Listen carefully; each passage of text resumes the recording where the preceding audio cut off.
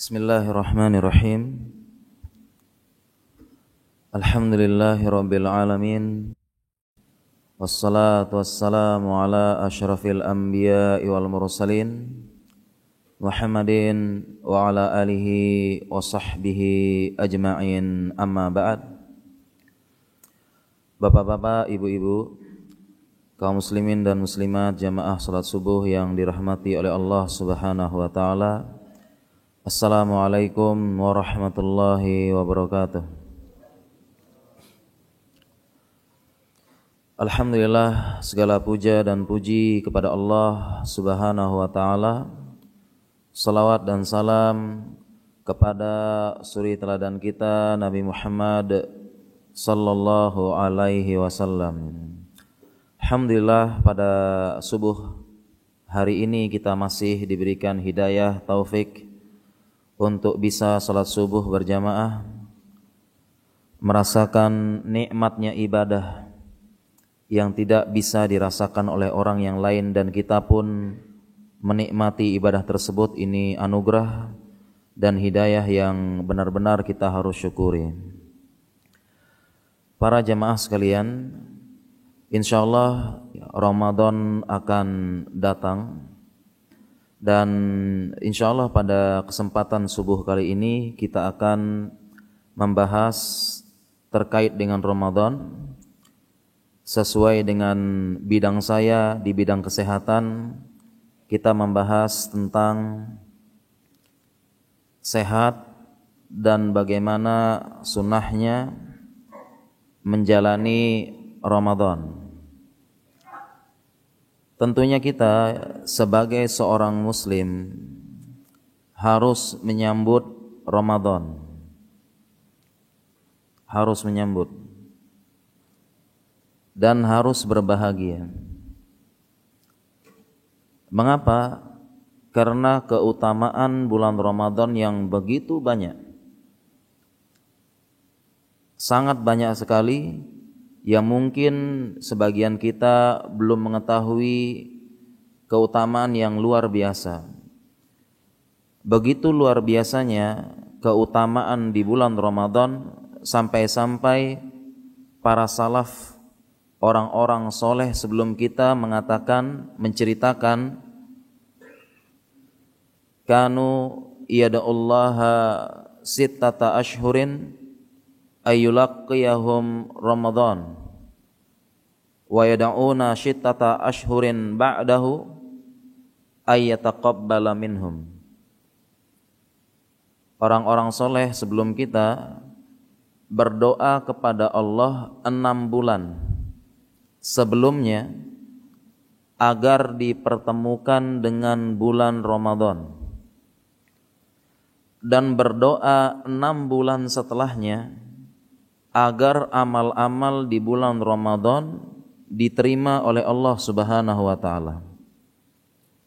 Berapa lama mereka berdoa, atau bahasa sekarangnya booking tempat.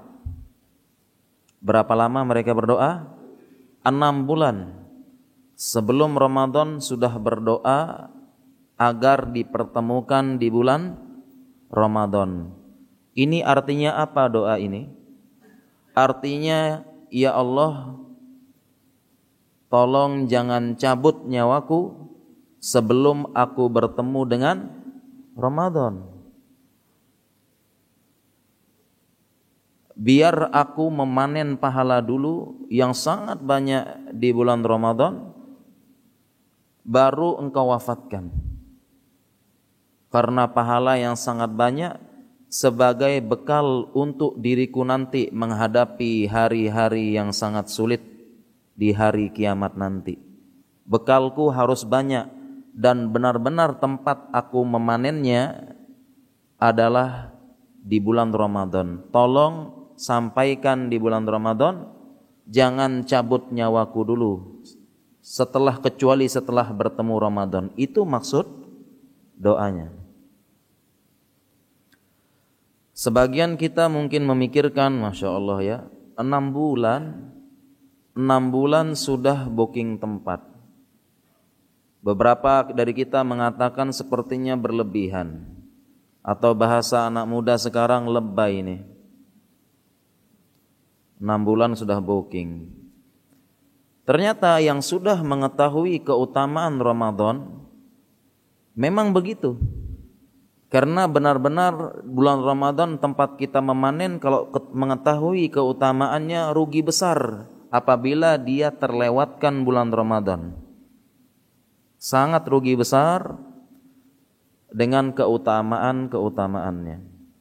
Kita sebutkan beberapa saja keutamaannya, 1 atau 2. Yang pertama, Rasulullah sallallahu alaihi wasallam bersabda, "Kullu amal ibni Adam yudha'aful al-hasanatu bi asyri amthaliha ila sab'i mi'ati di'fin." Setiap amalan Bani Adam dilipat gandakan 10 kali lipat sampai 700 kali lipat. Ini pemurahnya Allah. Ya, dalam hadis arba'in yang lain disebutkan kalau kita berniat baik dapat 1 pahala. Niat baik saja ya. Kita amalkan dilipatkan sampai 10.700. Sedangkan kalau berbuat dosa, kita berniat secara umum tidak dikasih dosa. Kalau berbuat dosa dihitung 1 dosa. Sehingga kalau ada orang yang masuk neraka, berarti ini benar-benar telah melakukan 11 dosa dan 1 kebaikan. Paham ya Pak? Karena 1 dosa, 1 pahala pasti dilipatkan 10. Dosa hanya 1, berarti sudah 11. Ini hanya 1, sehingga lebih. Benar-benar orang buruk berarti ya. Ini maha pemurahnya Allah. Itu amalannya Bani Adam. Kemudian qala azza wa jal, Allah kemudian berfirman dalam hadis tersebut, berarti hadis qudsi. Allah berfirman, illa as-sauma fa innahu li wa ana ajzi bihi. Kecuali ibadah puasa. Karena ibadah puasa itu untuk aku, khusus untukku, dan aku yang akan membalasnya. Dalam riwayat yang lain, yada'u ta'amahu li, yada'u syarabahu li, yada'u syahwatahu li. Dia meninggalkan makan, minum, syahwatnya. Kenapa? Karena Allah. Itu sepanjang hari dia tahan. Kenapa Allah? Untuk aku. Sehingga aku yang membalasnya khusus. Berapa dibalas oleh Allah? Berapa dibalas? Ya, dengan bisa jadi tidak terhingga pahalanya. Sangat banyak.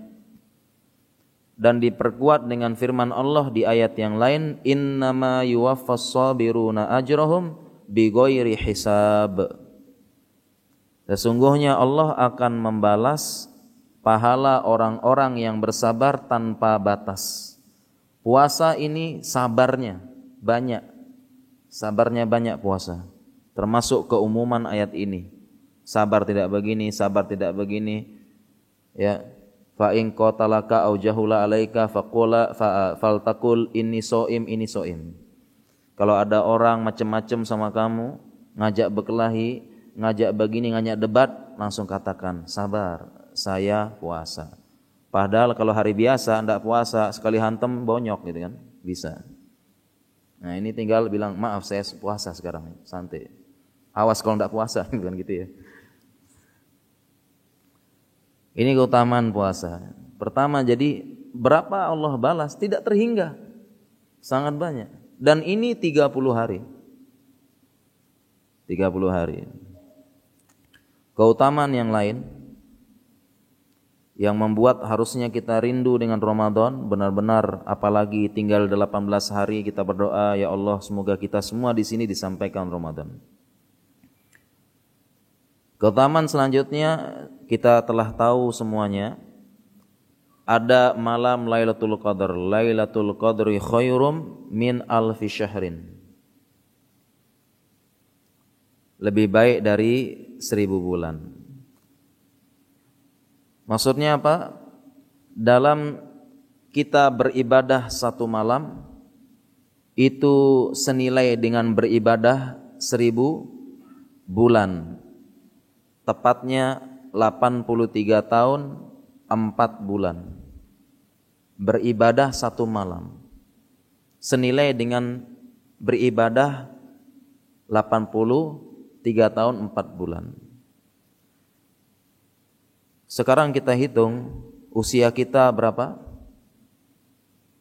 Usia kita rata-ratanya sekitar 63 atau 62 tahun Masehi atau 65 tahun Hijriyah berdasarkan hadis Nabi sallallahu alaihi wasallam, a'maru ummati ma baina sittina wa sab'in wa aqallu minhum may yajuzu dzalika. Umurnya umatku ini di antara 60 sampai 70 tahun dan sangat sedikit yang lebih dari hal tersebut. 60 70. Kalau Masehi 57, sekitar 57 sampai 67. Rata-ratanya 63. Rata-rata umur umat Muhammad sallallahu alaihi wasallam dan dibenarkan dalam ilmu kesehatan. Segitu umurnya. Kita 63 tahun. Selama 63 tahun apakah kita beribadah terus? Beribadah terus? Tidak. Sepertiganya kita gunakan untuk tidur. Jadi Pak, kita ini 20 tahun tidur aja kerjaannya. 20 tahun tidur. 40 tahunnya apakah ibadah? Terus bisa jadi kita bermaksiat dan kita segera bertobat atau minimal sia-sia. Nah, ini satu malam senilai 83 tahun 4 bulan. Ini kan luar biasa. Kalau kita lolos benar-benar sangat rugi. Dan beberapa ulama menjelaskan malam Lailatul Qadar yang senilai 1000 bulan merupakan karunia Allah kepada umat Muhammad yang umurnya dikurangi dibandingkan dengan umat-umat sebelum kita yang umurnya Nabi Nuh 950 tahun berdakwah, umurnya 1000 tahun umat-umat sebelum kita. Mereka bisa beribadah ratusan tahun. Nah, Lailatul Qadar ini karunia dari Allah kepada umat Muhammad yang diturunkan umurnya. Kita bisa seperti umat-umat sebelumnya. Sehingga umat Muhammad adalah sallallahu alaihi wasallam yang memang yang paling istimewa di antara umat-umat yang lainnya. Umat-umat Nabi yang lainnya. Ini yang keutamaan ini yang membuat kita harus rindu dengan Ramadan. Harus tahu ya. Makanya dan banyak keutamaan yang lainnya yang menyebabkan ulama udah booking tempat. Kalau bisa setelah Ramadan aja, ya Allah, baru meninggal sehingga bekalnya sangat banyak nanti di hari-hari yang sangat sulit.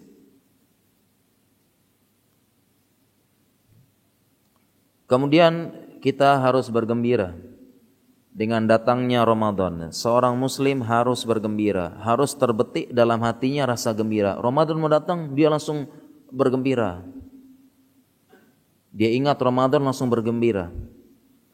Bergembira kenapa? Bergembira karena banyak keutamaannya. Wa futihat abwabil jannah wa ghullikat abwabun nar wa suffidas syayatin. Ya, dibuka pintu surga, ditutup pintu neraka dan dibelenggu para setan. Dan keutamaan yang lainnya, jadi muslim dengar Ramadan gembira, harus terbesit rasa gembira dalam hatinya dengan keutamaan yang sangat banyak. Tidak boleh seorang muslim datang Ramadan biasa-biasa aja sebagaimana bulan-bulan biasanya. Bulan Muharram, bulan ini biasa. Harus terbesit rasa gembira, Masya Allah. Kemudian gembira kenapa lagi? Teringat ya kenangan-kenangan indah di bulan Ramadan ya. Berbuka puasa, gembira ya, merasakan nikmat ya. Lis-shaimin farhatani, farhatun 'inda fitrihi wa farhatun 'inda liqa'i rabbih. Bagi orang berpuasa ada dua kegembiraan, gembira ketika berbuka, gembira ketika bertemu dengan Rabbnya. Teringat kenangan-kenangan indah di bulan Ramadan, ya, dia banyak bersedekah, ya, dia serahkan langsung kepada fakir miskin. Kemudian fakir miskin tersebut bergembira. Dia mengatakan, makasih banyak ya bang. Dia lihat, Masya Allah, ya.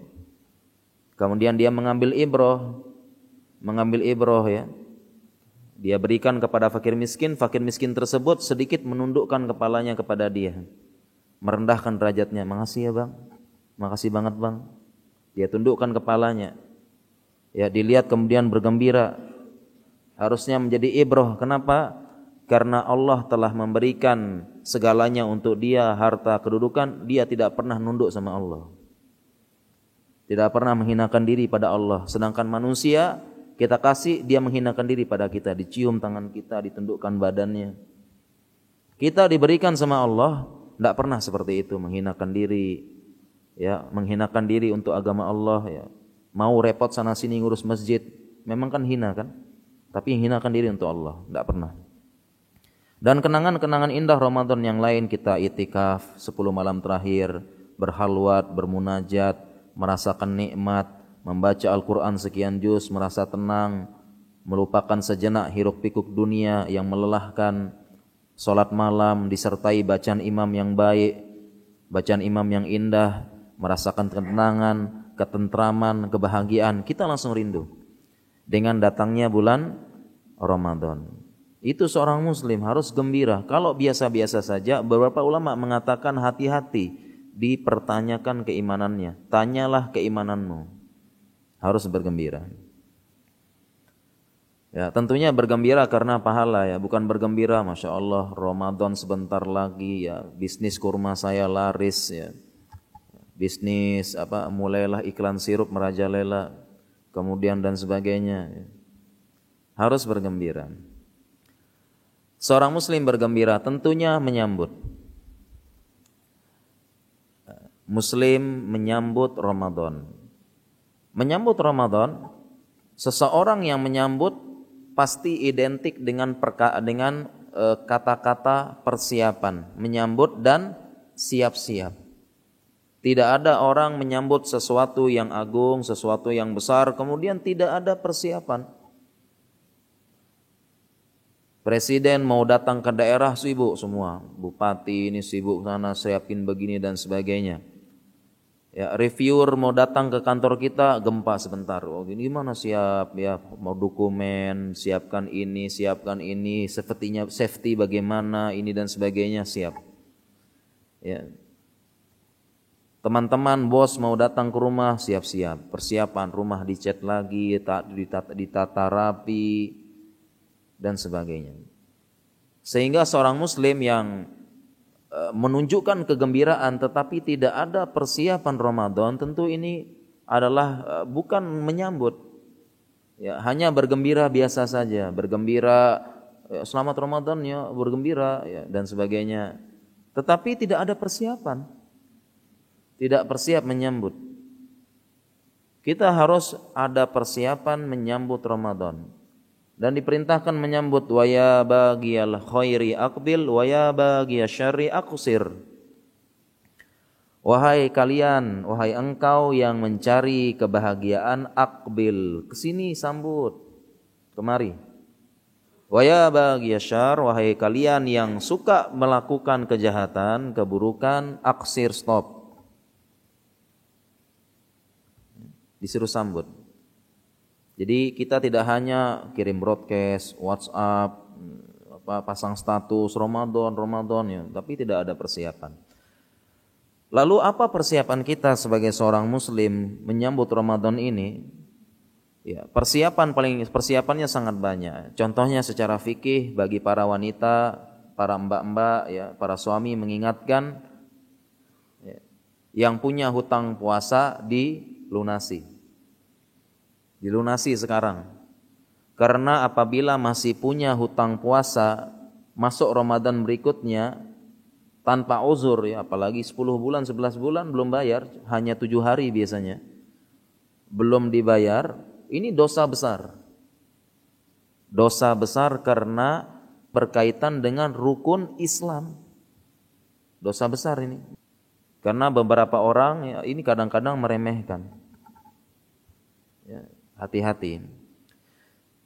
Persiapan seorang muslim terbaik menyambut Ramadan ini adalah persiapan dengan ilmu. Persiapan terbaik menyambut Ramadan, mempersiapkan diri dengan ilmu. Kenapa demikian? Karena ilmu ini sangat penting. Imam Bukhari menuliskan dalam kitab sahihnya al-bab al-ilmu qabla al-qawli wal amal. Ilmu sebelum berkata dan berbuat. Jadi ilmu dulu baru kita berkata, ilmu dulu baru kita berbuat. Ini ilmu agama, karena agama kita ini dibangun di atas ilmu. Ilmu agama ini bukan dibangun dengan perasaan, bukan dibangun dengan katanya, bukan juga dibangun dengan sekedar ikut-ikutan tidak mau tahu. Ya, kalau ikut-ikutannya sementara boleh. Ya, taklid sementara boleh. Ustadznya ngajarin ini loh cara wudu, ikutin saya, ikutin dulu. Boleh. Tapi kalau terus menerus ya dia punya kesempatan untuk ilmu, cuek, bukan begitu Islam. Harus tahu ya. Dibangun di atas ilmu Islam ini, belajar. Thalabul ilmi fardhatun ala kulli muslim. Dan hal ini, kaedah ini digunakan oleh semua cabang ilmu. Apapun itu, apa-apa harus ada ilmunya kan? Ini mau bangun tower ini pakai ilmu tidak? Pakai ilmu bangun tower ini. Kalau tidak roboh. Insinyur berilmu dulu, baru dia berbuat, baru dia jadi dosen mengomong. Apalagi dokter, berilmu dulu baru berbuat dan beramal, bahaya.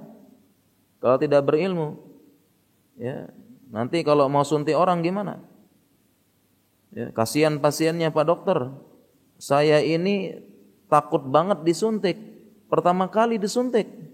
Oh jangan khawatir, saya juga pertama kali nyuntik orang. Kan tidak bisa seperti ini. Jadi harus ilmu dulu. Ini agama ini ilmu. Belajar terus, ilmu sangat banyak.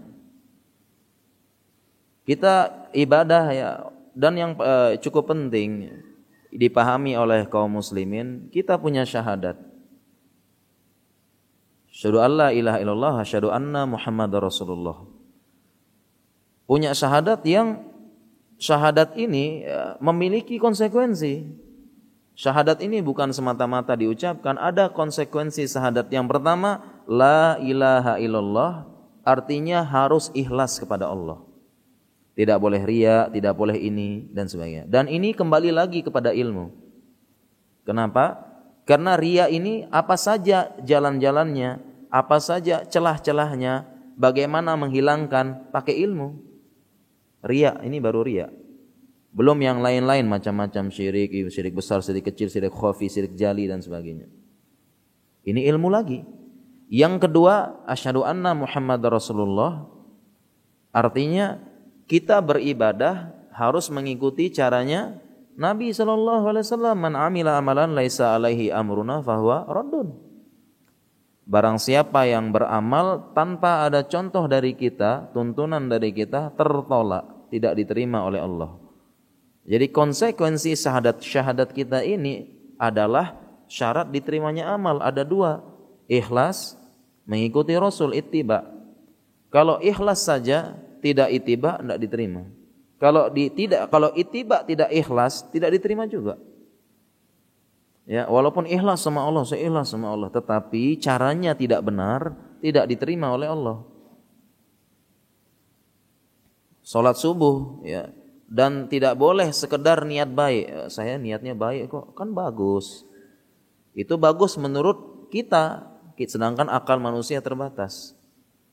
Contohnya mau sholat subuh 4 rakaat, bukannya bagus Ustaz? 4 rakaat, lebih banyak lebih baik. Ya tetap tidak boleh, niat baik saja tidak cukup. Ya, apabila kita bersin, hasyu gitu kan. Nah, bilangnya apa? Ya.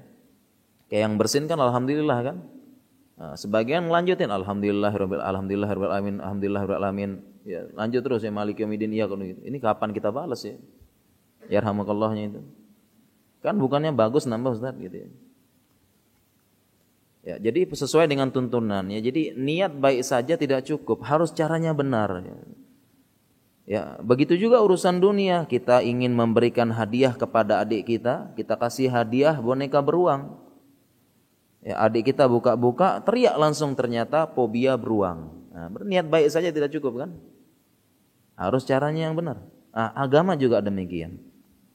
Jadi jangan sampai bulan Ramadan ini kita cara beribadah kita kurang tepat. Harus sesuai dengan cara beribadahnya Rasul agar diterima. Sangat sayang kan keutamaan yang sangat banyak, besar, kemudian tidak diterima atau kurang diterima. Kemudian yang penting juga kenapa kita harus menyambut Ramadan dengan ilmu? Karena pahala kita ini bertingkat-tingkat sesuai dengan ilmu dan niatnya. Ilmu dan niatnya bertingkat-tingkat. Ya, mungkin bisa jadi setan memberikan celah dengan memberikan bisikan, oh, bulan tahun kemarin kan sudah daurah Ramadan. Sudah habis kitabnya kita bahas. Buku sifat puasa Nabi, sifat saum Nabi sudah khatam saya baca bulan kemarin. Sudah saya pelajari daurah Ramadan di bulan kemarin. Ya, sebab ini adalah celah setan supaya kita tidak berhenti menuntut ilmu. Berhenti menghadiri majelis ilmu, hilang dari peredaran dakwah, dan inilah sebab terbanyak gagalnya hijrah dan futur. Hilang pelan-pelan dari peredaran dakwah dan majelis ilmu dan kumpulan orang-orang yang soleh. Karena tenggelam dengan urusan dunia. Tetap harus belajar, murojaah lagi, baca lagi bukunya. Ya, apalagi Indonesia gampang lupa ya. Dia gampang lupa pelajaran. Ya. Tapi sulit melupakan kalau move on. Ya. Nah, kita baca lagi, murojaah lagi. Kalau bisa beberapa dalil-dalil tersebut lebih kita pahami lagi. Kalau bisa lagi beberapa dalil kita baca, kita hafalkan dalil-dalilnya. Ini lebih baik lagi. Sekarang permisalannya seperti ini. Ada si A, si B, dan si C. Ya, sama-sama melakukan gerakan wudu. Si A hanya mengikuti gerakan ustadz. Bahkan belum tahu dalilnya apa. Oh begini katanya Ustadz, ikutin saya. Oh iya diikutin, begini wudu. Iya sudah. Si B dia wudu dan mengetahui dalilnya, pernah baca. Oh iya. Faksilu wujuhakum wa aydiyakum ilal marafiq dan seterusnya. Yang C dia hafal dengan dia wudu. Dalil-dalilnya hafal, dia lebih hafal, kemudian ayat tersebut tentang wudu dia baca tafsirnya, oh begini, ada begini dan beberapa sunnah dan beberapa dan sebagainya. Ya. Kira-kira mana yang lebih banyak pahalanya? A, B atau C? Mana yang lebih banyak pahalanya? Tentu saja C. Padahal gerakannya sama. Gerakannya sama, wudu kita sama tidak gerakannya? Kurang lebihnya sama. Berhal gerakannya sama, tetapi pahalanya C lebih besar. Karena lebih memahami, lebih hafal dalilnya besar. Oleh karena itu Abu Bakar As-Siddiq radhiyallahu anhu menjadi manusia yang paling mulia setelah Nabi sallallahu alaihi wasallam di umat Muhammad sallallahu alaihi wasallam. Abu Bakar paling mulia. Kenapa Abu Bakar paling mulia? Jawabannya tadi, ilmunya paling tinggi dan niatnya paling ikhlas. Kenapa? Karena ibadahnya Abu Bakar dibanding dengan ibadahnya sahabat yang lain kadang kalah Abu Bakar. Dibanding ibadah yang lain. Kalah ibadahnya Abu Bakar. Dibanding misalnya urusan harta Abdurrahman bin Auf. Utsman bin Affan kalah Abu Bakar. Di salat malam ya dengan Abu Dzar kalah mungkin. Dengan ilmu menyampaikan ilmu Abu Hurairah atau yang lainnya, Ibnu Abbas. Abu Bakar dibandingkan pahalanya dengan ibadahnya dengan sahabat yang lain bisa jadi kalah. Tetapi apa yang menyebabkan Abu Bakar menjadi makhluk paling mulia di muka bumi? Karena ilmunya. Bagaimana tidak ilmunya Abu Bakar tinggi? Pertama kali laki-laki yang masuk Islam dari kalangan orang dewasa dan kemana-mana menyertai Nabi SAW, bahkan sampai hijrahnya menemani Nabi. Ya, menemani sumber ilmu terus. Ada urusan apa? Abu Bakar ada. Urusan ini ada fitnah apa? Semua Abu Bakar ada. Menemani Nabi, ilmunya paling banyak dan paling ikhlas. Begitu kita juga dengan Ramadan. Jangan sampai ada bisikan setan ya. Wah, sudah baca kemarin, habis daurah. Baca lagi, murojaah lagi, sampaikan, belajar hikmah-hikmahnya. Terkadang ada hikmah-hikmah yang belum terselip. Ya, terselip dalam tersebut. Jadi baca terus. Ya, kalau kita permisalkan dengan urusan dunia, saya permisalkan dengan urusan dunia. Kita di rumah sakit ya, melakukan sunat. Mohon maaf ya, eksekusi burung. Sunat ini adalah kompetensinya perawat, dokter umum, apalagi dokter spesialis bedah. Perawat bisa, ini kompetensi mereka. Dokter umum pun bisa, kompetensi mereka. Dokter bedah, spesialis bedah, apalagi spesialis bedah, tinggal merem mungkin ya. Biasanya juga bedah perut, bedah macam-macam, buka otak dan sebagainya. Ya, belah ginjal dan sebagainya. Ya, sampai belah jantung. Apalagi sekedar kecil ini. Secara umum sunat ini metodenya hampir sama secara umum. Walaupun macam-macam metode, tetapi secara umum hampir sama dan hasilnya pun hampir sama, sama-sama gundul. Sekarang kita ke rumah sakit. Ditawarkan mau pilih yang mana? Sunat sama siapa? Semua bisa, hasilnya sama. Kira-kira dari perawat, dokter umum, dokter bedah, spesialis ini, mana yang paling banyak bayarannya? Notanya paling banyak? Mana?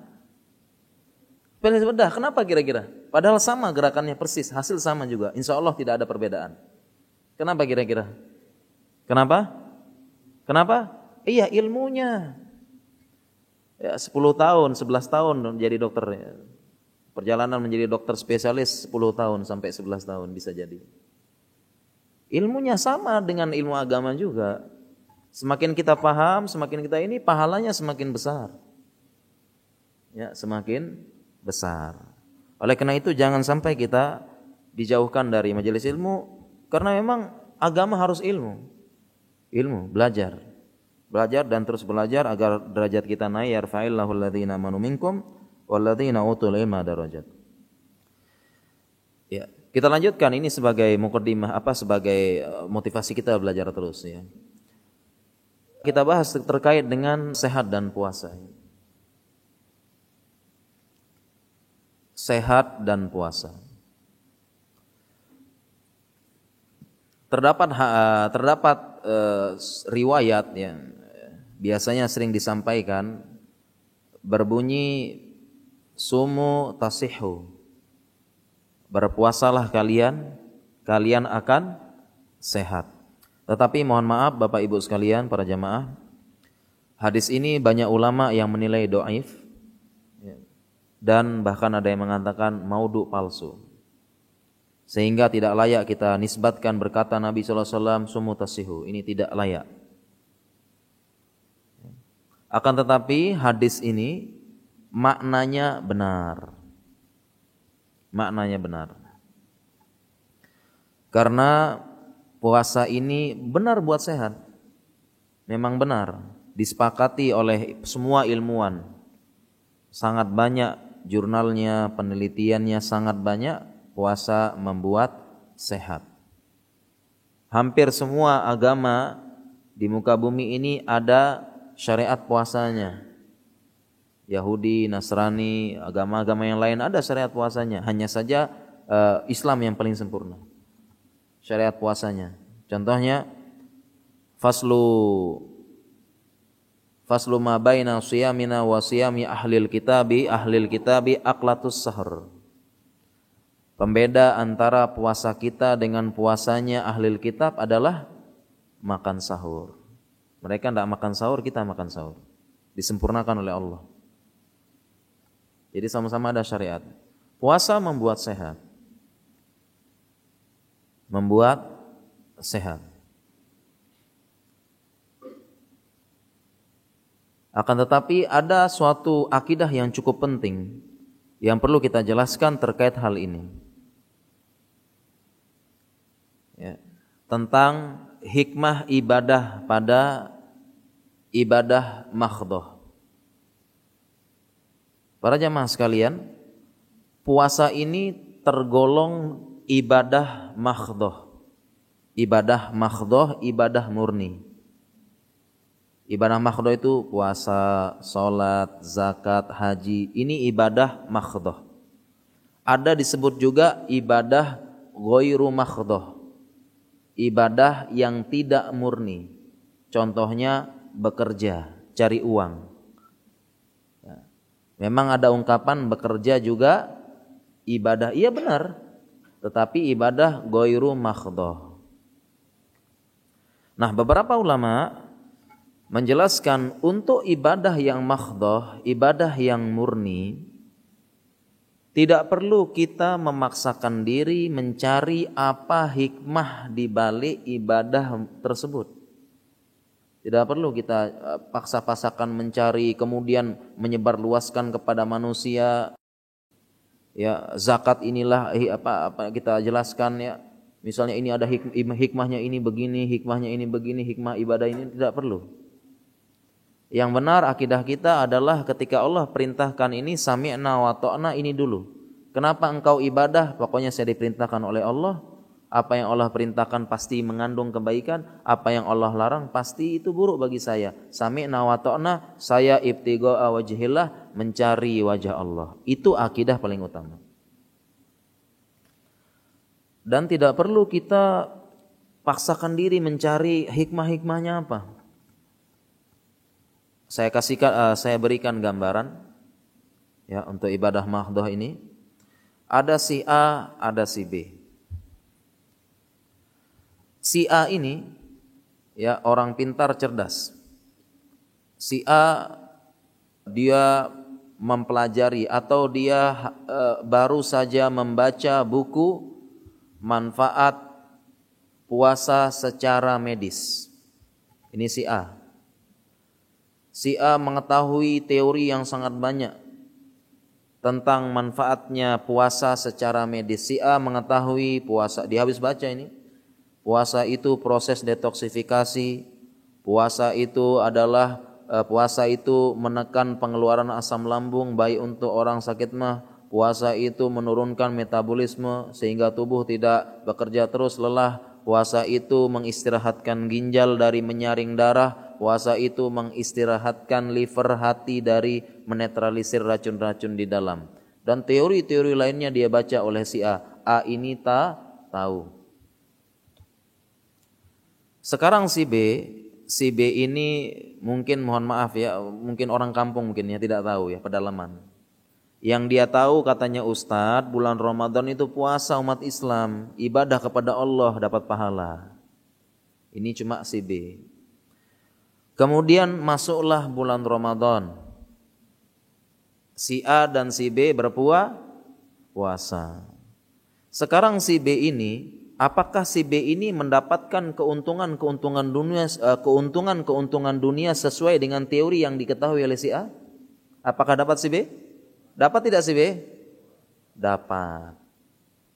Kira-kira mana yang kemungkinan lebih ikhlas, A atau B? A atau B? Mana yang lebih ikhlas? Yang lebih ikhlas? B yang lebih ikhlas.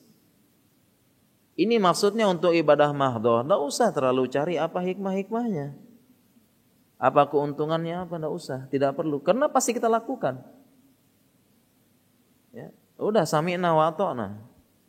Tidak perlu, apalagi si A habis membaca setelah puasa ternyata bisa sebagai program diet. Wah, ini mantap ya.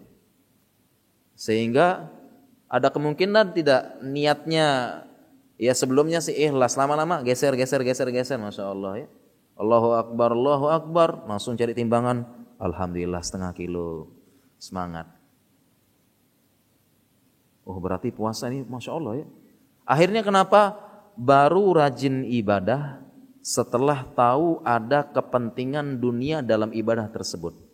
Ini sangat, mohon maaf, tercela. Wa man aradal ajilata ajjalna lahu fiha ma nasya'u liman nurid. Barang siapa yang menginginkan ajilah, ajalna, kami segerakan di dunia. Dikasih sama Allah. Dia puasa niatnya ingin turunkan berat badan saja, dikasih sama Allah turun. Tetapi lanjutan ayatnya adalah wa ma lahu fil akhirati min khalaq, di akhirat tidak ada jatah. Hati-hati ya. Baru rajin ibadah setelah tahu ada keuntungan dunia, turun ya. Masya Allah, kalau begitu saya puasa, besok-besok saya lanjutkan dengan puasa Daud. Ya, ada enggak yang lebih dari Daud tiap hari puasa? Ini kan bukan niatnya kepada Allah lagi. Sudah tercampur. Ya. Sudah tercampur. Kemudian ada pertanyaan, Ustadz, apakah tidak boleh kita benar-benar tidak boleh kita tahu hikmahnya? Kita pelajari, apakah tidak boleh sama sekali? Dilarang, Ustadz? Jawabannya boleh, asalkan jelaskan dulu akidah yang ini. Yang pertama harus tahu akidah ini dulu supaya dia tahu celah setan untuk menggiring dia tidak ikhlas. Nah, ini kan ikhlas lagi butuh ilmu, untuk ikhlas saja butuh ilmu. Dia tahu celah setan. Oh, jangan ini. Akidah saya harus sama Allah. Ini celah setan seperti ini. Dia luruskan niatnya lagi. Ini sampingan. Mau dapat iya, mau enggak ya sudah. Ya. Terserah. Saya yang penting menjalankan perintah Allah. Yang saya cari adalah wajah Allah. Ya, urusan ini udah enggak usah dipikirin, mau dapat enggak, ya itu sekedar ini aja lah. Mudah-mudahan dia kembalikan lagi karena sudah punya akidah yang kuat. Dia sudah belajar. Yang kurang bijaksananya tidak menjelaskan akidah ini, langsung menjelaskan kepada orang awam semuanya. Tapi tidak dijelaskan akidah seperti ini. Lihat loh, puasa begini, tapi tidak dijelaskan akidahnya. Sehingga terjerumus. Contohnya saya pernah baca buku. Judul bukunya ini Pelatihan Sholat Malam. Pelatihan Sholat Malam ya. Itu sekitar 20 tahun yang lalu ya, ketika saya masih kecil baca bukunya itu. Dan pernah di kota saya ada pelatihannya. Pelatihan Sholat Malam. Apa katanya? Teorinya sebenarnya sholat itu adalah gerakan senam. Mirip-mirip seperti yoga. Ini berusaha ngutak-ngutak hikmah di balik sholat ya. Gerakan yoga, menenangkan pikiran, gerakan senam. Ini menyehatkan semua badan. Apalagi dilakukan tengah malam. Teorinya begini lagi ya. Teorinya sunyi, kemudian begini aktivasi sel-sel tubuh dengan tidur lebih cepat. Dijelaskan semuanya nih. Ya. Sehingga infonya saat itu yang ikut pelatihan dan baca tersebut adalah orang-orang yang sakit. Karena klaimnya bisa menyembuhkan stroke, menstabilkan gula, menurunkan kolesterol dan sebagainya. Itu klaimnya. Yang ikut banyak orang sakit. Ya. Akhirnya sholat malam. Setelah baca itu rajin sholat malam. Kenapa sholat malamnya? Apa niat sholat malamnya? ingin sembuh. Ini kan beribadah karena tujuan dunia. Bukan itu. Harusnya dia salat malam, kenapa dia baca ayat tatajafa junubuhum 'anil madaji yad'una rabbahum khaufa wa tama'a. Harusnya dia baca, Masya Allah. Iya, saya salat malam. Jauh lambungnya dari tempat tidur, berdoa kepada Allah dengan harap-harap cemas. Dia baca itu baru. Seandainya dia tidak baca buku teori manfaat salat malam itu, dapat tidak dia keuntungan dunia tersebut? Dapat. Enggak usah tahu aja. Ya. Nah, ini baru rajin ibadah setelah tahu ada kepentingan dunia di balik ibadah tersebut. Ini yang kita hati-hati. Ya, apalagi sekarang kan diet ini kan. Ya, diet ini lagi ngetren di zaman modern ini. Zaman modern semua hidup mudah kecuali satu, nurunkan berat badan. Ya. Jadi diet ya karena puasa kesempatan. Ini harus hati-hati celah setan. Dan hati-hati juga menjelaskan hikmah ibadah. Kadang-kadang teorinya salah, ini malah lebih bahaya lagi. Ya, menjelaskan hikmah ibadah dengan teori yang tidak benar. Contohnya saya pernah baca ya. Ini luar biasanya solat, keajaiban solat katanya. Ketika kita sujud, manusia ada satu pembuluh darah di otak yang tidak mengalir dan hanya mengalir ketika apa? Sujud. Ini keajaiban solat. Ada yang pernah baca tidak seperti ini? Ada yang pernah baca? Ya. Nah, kita orang kedokteran ini bingung apa nama pembuluh darah tersebut. Karena setahu kita kalau di pembuluh darah di otak tidak mengalir namanya stroke. Ya. Namanya stroke. Nah, ini kan ya Allah ya tidak benar seperti ini ya.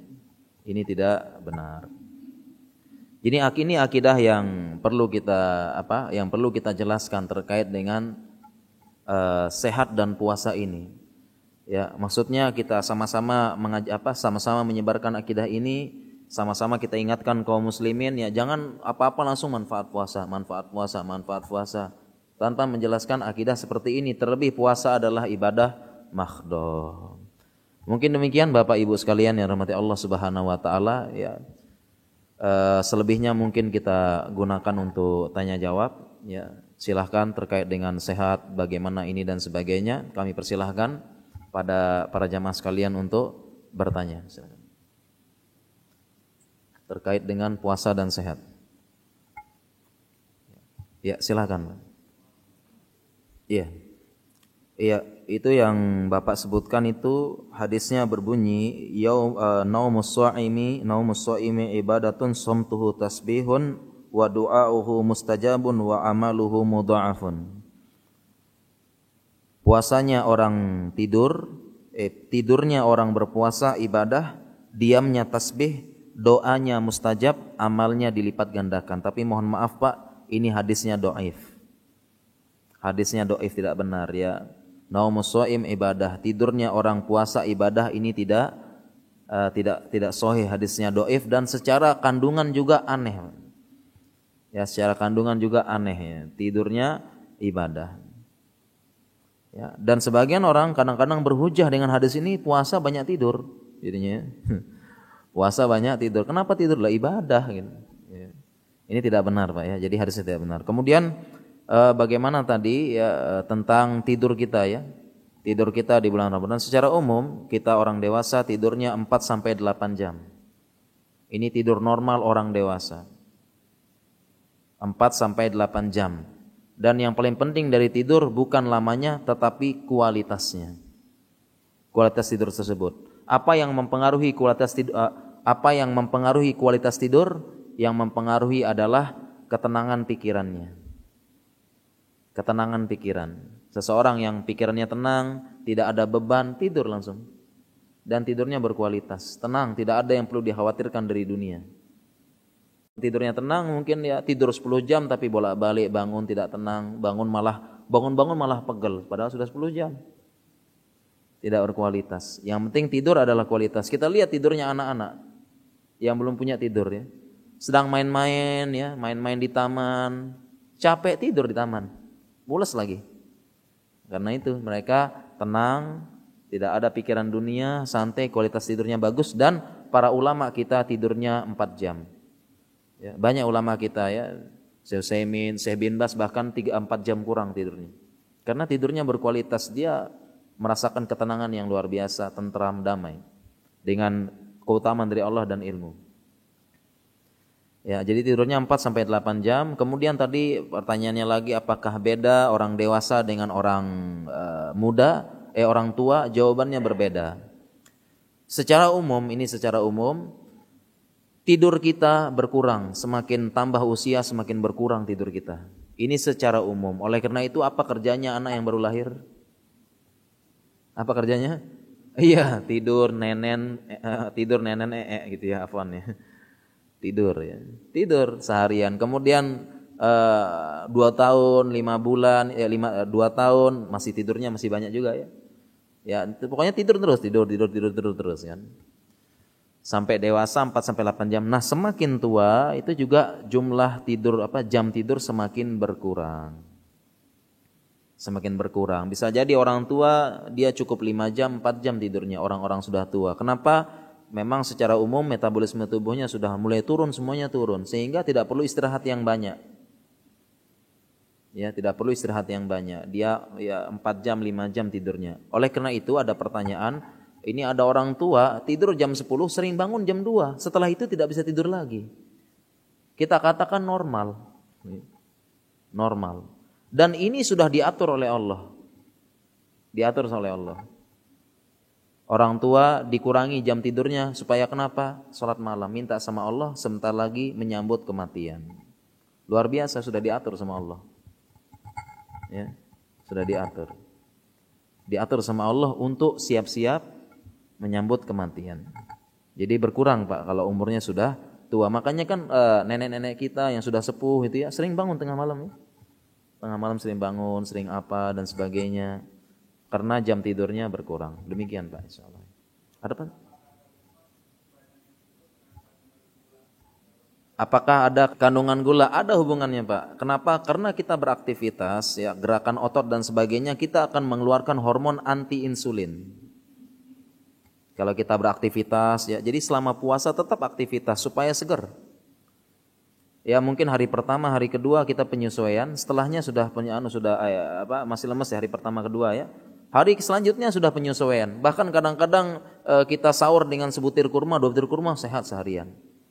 Dan selama puasa tetap aktivitas, tetap olahraga secara teratur ya, yang ringan saja ya. Tetap olahraga, tetap aktivitas. Kenapa? Gerakan otot semuanya ini mengeluarkan hormon anti insulin. Ya, mengeluarkan karena kalau insulin sudah keluar, insulin ini butuh gula. Dia akan menyerap gula, persediaan di darah lemas langsung, Pak. Ya, jadi insulin itu demikian. Jadi hormon insulin itu dia memang nyerap gula. Ketika dikeluarkan oleh pankreas, keluar dia langsung nyerap gula yang ada di pembuluh darah. Dia serap sehingga pembuluh darah ini kekurangan gula. Dibacalah oleh otak. Kemudian dikirimkan saraf ke perut, lapar. Itu mekanismenya. Ya kuliah singkat ini ya. Mekanismenya begitu. Jadi tetap kita aktivitas. Ya, kita tetap aktivitas biasa, keluar hormon anti insulin sehingga kita tidak akan lapar, tidak lemes nanti Pak. Ya, insyaallah demikian. Jadi jangan tidur terus. Ini malah bikin lemes seharian. Ya, demikian Pak ya, insyaallah ya. Sudah jam 6 lebih. Oh ya Allah, masih ada Pak. Ya, silakan Pak. Mohon maaf bagi yang punya kepentingan, silakan Pak ya. Kita silakan balik ya. Artinya ada kepentingan siapa tahu jam 6 ya. Silakan balik, enggak usah merasa tidak enak ya. Sudah dipersilakan. Ya, silakan Pak. Bagaimana dengan muslim yang tinggal misalnya di Eropa, di Kutub Utara, yang dia kadang siangnya lebih panjang, misalnya di Finlandia 22 jam, ya di Inggris 8 jam, Eropa bisa sampai 16 jam. Bagaimana demikian? Bagaimana puasanya? Puasanya tetap dia jalankan.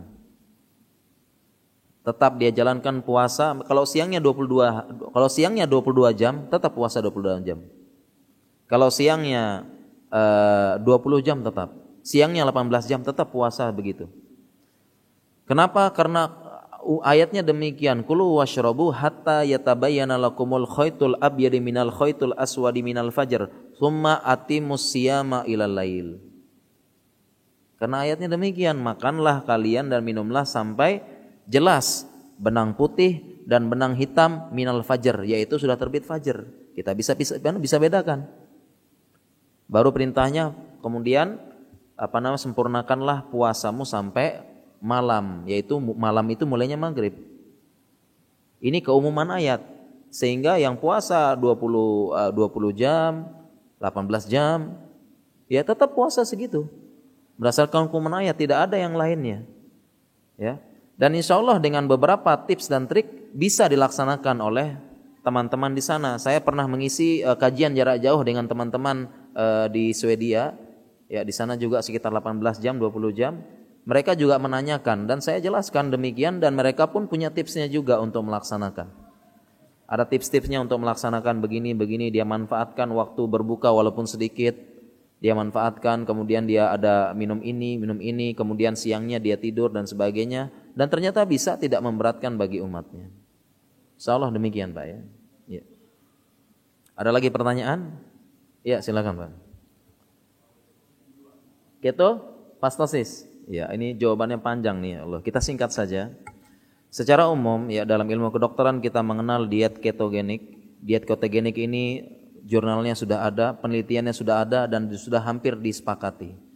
Diet ketogenik adalah diet banyak makan keton lemak, dan ternyata diet ini, kalau diet ketogenik hanya untuk terapi pada pasien diabetes dan pasien epilepsi.